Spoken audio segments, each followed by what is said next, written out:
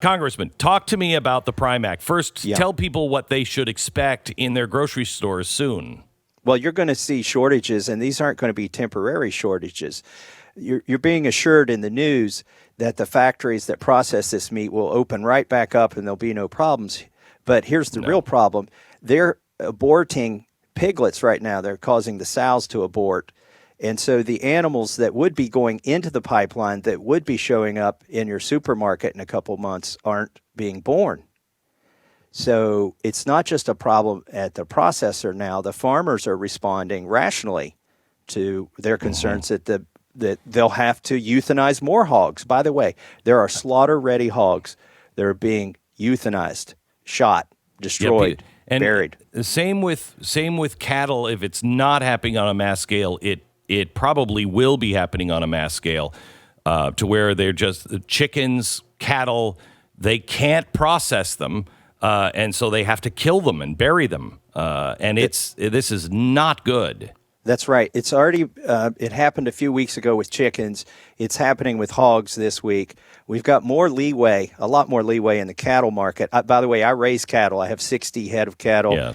I took 2 of them to a processing facility yesterday. Yeah, rookie, sorry. Yeah. And so I took 2 to the processing facility yesterday, and where I saw something I've never seen before. There were dairy cattle being hauled to the processing facility for beef. Wow. And so because, whenever they take cows out of the dairy production and turn them into beef, that also has a long-term effect. And that's just farmers responding rationally to what they're seeing, which is prices. When you saw the price of oil going negative, we're there with slaughter-ready hogs in certain circumstances. There are these processing facilities that are canceling their contracts, claiming act of God, to the farmers. Mm-hmm. And so, anyways, I saw this coming. I was on your show, like you said, weeks ago, talking about this. When I saw the milk being poured out, I said, you know what? They're going to be pouring out animals, too. And it's one thing. Okay, so yeah. Go ahead. It's one thing to watch milk being poured out because everybody spilled a glass of milk. It's another thing to see 1,000 pigs piled up in a pile that are going to be wasted. So, Thomas, this is really something. I mean, this happened in the Great Depression. And the government was actually paying for people to destroy animals. That way they could drive the price up. And it was a nightmare. And it happened in the Soviet Union as well. And it leads to famine in countries that are not as sophisticated as ours. And we're going to have famine all around the world. And the United States, Brazil, and Canada we provide 60% of the meat for the rest of the world.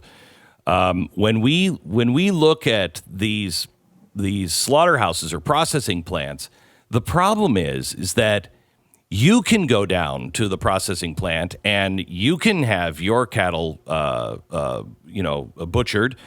The same with me. I do it locally because I eat my own beef, and so we can do that, but you can't have a local processing plant, which are great, actually provide that meat at the grocery store, which is what we should be doing. It should be local. I mean, every environmentalist should be all over this. That's absolutely right. Keep things local. That's absolutely right. Do you realize 80% of our meat supply is processed by 4 different companies? And one of them's owned by the Chinese, and the other's owned by Brazil.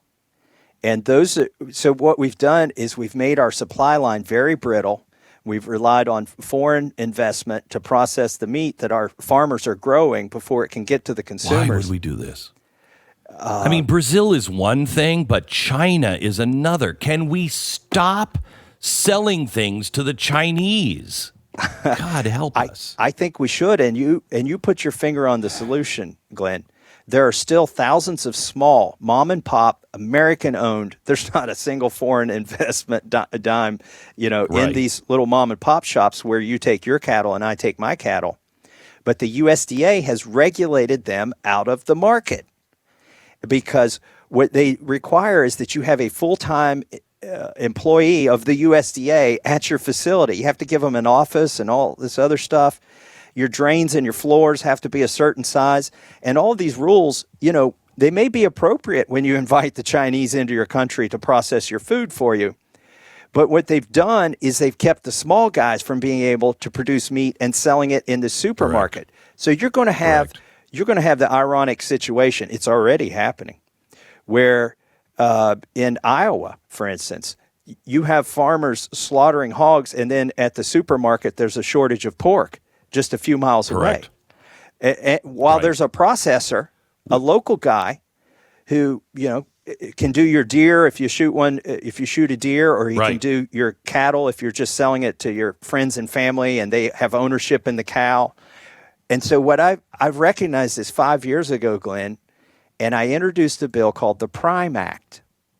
And everything's a ridiculous acronym in Washington, D.C. So I was compelled to come up with an acronym that makes PRIME, the word prime. And don't laugh, but it stands for Processor Revival. Intrastate meat exemption. At the time, I was like, well, who would ever care about reviving the processors? Well, the processors are shutting down. And so I think right now, this week, people understand we need to revive the processing. And it's going to become more acute when you go to the supermarket. It's going to be like Soviet Russia. You're going to go to buy chicken wings, and they're going to say, sorry, no chicken wings. Take a pound of chuck roast. And so we won't have famine here, because what'll happen before that happens is we'll be importing meat. The poor countries will realize, you know what, we can eat beans and rice, and we'll sell our beef to the Americans. Yeah. And that's already starting to happen. We're getting meat from like Africa or somewhere. And we can stop all this nonsense. Crazy. If we would pass the Prime Act. Here's what it does. It's real simple.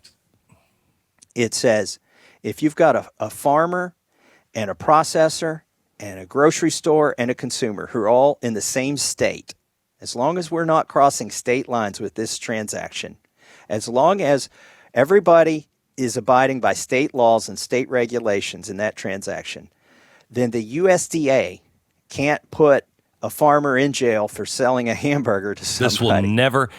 You know this as well as I do, Thomas. This turns the Commerce Act back on its head, back on the way that it should be. Yes. They in the Great Depression, they turned it upside down. This would turn it right side up, and the federal government will never give in to that. Never. Well, there are two groups that are opposing this. Obviously, the lobbyists in D.C. that represent the big meat packers.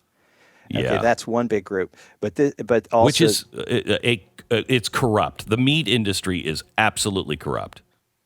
And some of these organizations are disguised as farming organizations that are supposed to represent farmers, but they're actually financed by the processors. Right. And I can tell you, they flip the table on the farmer when they get to Washington, D.C., and they act like they're representing the farmer, but it's all about the meat processor. This is why they got rid of country of origin labeling on beef and pork 5 years ago. And you had the farmers who were against getting rid of the country of origin labeling. If you're an American farmer, you want your stuff labeled in the supermarket. Right. Mm-hmm. But if you're a meat processor, you'd be just as happy to get that animal from Mexico, grind it up, put the USDA label on it, and sell it in the supermarket and have people think it was made in USA. Okay, Thomas, let me ask you this question. Are you introducing this bill again? Yes. In fact, I introduced it last May. I had, before this week, I had 24 co-sponsors. 6 of them are Democrats. And this week alone, I've picked up 8 co-sponsors because people are calling their congressman and they're saying, what's your solution? And if you don't have a solution, sponsor the Prime Act. Boy, call your congressman then and tell them to do the Prime Act.